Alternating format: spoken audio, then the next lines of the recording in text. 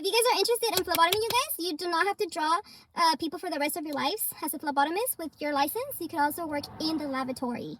Like I said, microbiology, that's where you feel like you're a scientist. Trust me.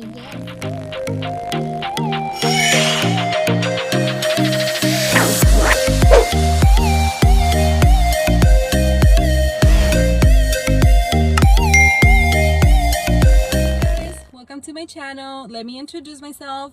My name is Yadira and I've been a phlebotomist for 5 years now and I absolutely love it. That's the main reason why I make these videos, so hopefully it's helpful for you and you're able to become the best phlebotomist ever. You better. I'm just kidding. No, okay, so on this video specifically, I am going to talk about the 5 a.m. shift, okay? So this is the 5 a.m. shift if you do happen to work at a hospital, okay? I actually worked at 3 different hospitals, you guys, and hospital number 1, I'm just kidding. Hospital number 1, you guys, actually they started, only one phlebotomist started at 4 a.m.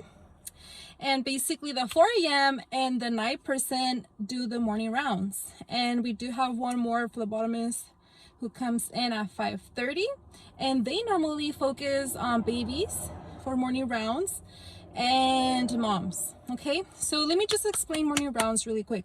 So basically morning rounds is where you work as a team, my friends. Yes, as a phlebotomist you work independently. That's why I love it, but you also work as a team when it comes to morning rounds. Basically morning rounds is when you go room after room after room. I'm just kidding. Yes, but it's real though. You go room after room after room after room. Please be polite, and this is a friendly reminder to be friendly. Please knock before you turn on the lights. Please knock. Be polite, my friend. But yeah, so hospital number 1, really quick, you guys, it still is a smaller hospital, so it required less phlebotomists in the morning to do the morning rounds, okay? But basically, if I haven't mentioned, on all 3 hospitals you are normally assigned to a floor, most likely if the hospital is big. That's why hospital number 2 and hospital number 3, normally they start off with a lot of phlebotomists, because morning rounds, you guys, let me just explain, hopefully I'm not over the place. But hospital number 1, normally the most I would get as morning rounds, it would be like 15 draws, and that would be considered like, oh my god, that's a lot, you know. And hospital number 2, you guys, I still remember my first day. Oh my god, it was kind of like, not scary, of course it was scary, but I was very kind of shy because they were having a huddle, and I came in and everyone was there. Obviously I said hi and everything, and then my manager, basically my supervisor, he was like, okay, so it looks like this morning we have 96 draws, and then he continued with his report or whatever he was talking about. In my mind, I was like, what do you mean 96 or whatever? It was a 90 number. And in my head, I was like, what the heck? So at that time, you guys, I had 2 jobs. I had that second job, the second hospital job, and I had the other small hospital job. So every time I would go back to hospital number 1, and people would be like, oh my god, super busy. And I'm like, no. You guys have no idea. Because hospital number 2, oh my god, you guys, that's a huge hospital, huge. Once you're done with morning rounds, for example, hospital number 1, since it's a smaller hospital, you guys, you're not really assigned to a floor.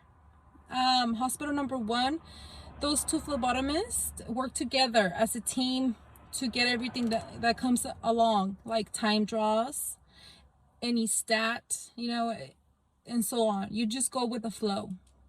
Hospital number 2 and hospital number 3, after 7, you do get assigned to a floor. Normally, hospital number 2 by 7, since there's so many phlebotomists, for sure they will get the test Yes, they will get the task done. At least, well, I work there. Okay, but hospital number 3 is super high census. You guys, like I'm not kidding you, super high census. That normally after 7 you do get assigned to a floor, but you get screwed up. For example, let me just explain. So basically, hospital number 3 after 7, you're supposed to be done with your draws, but I've noticed that many times we are not done with your draws. So after 7, all of those 5 phlebotomists are no longer working as a team no more. Now they're assigned to a floor, so everyone goes to their assigned floor. And this hospital is big, so those, even if it seems like it's a lot, those, if it's 6 in total, those 5 phlebotomists already have stuff to do on their own. They have their own list they need to take care of. So yeah, it kind of sucks, but again, that's why it's good to be fast phlebotomist, because over time you will become fast, and I love it. And just keep the hard ones for last. If you do become like super busy, don't stress about it right now. But you will get the hang of it. You will know what to do first, or you're like, okay, I'll wait that one, or whatever you need to do. I wish I could do like a big huge video, but I'm not. So watch out for the next video though, because basically the next video is gonna be all about the 10 o'clock, you guys, and the PM shift. I worked them all, the night shift, and I also work biology, and I worked at pathology, and specimen processing is a whole world there. It's a whole world, like send outs, those are fun. So yeah, so if you guys are interested in phlebotomy, you guys, you do not have to draw people for the rest of your lives as a phlebotomist. With your license, you could also work in the lavatory. Like I said, microbiology, that's where you feel like you're a scientist. Trust me, yes.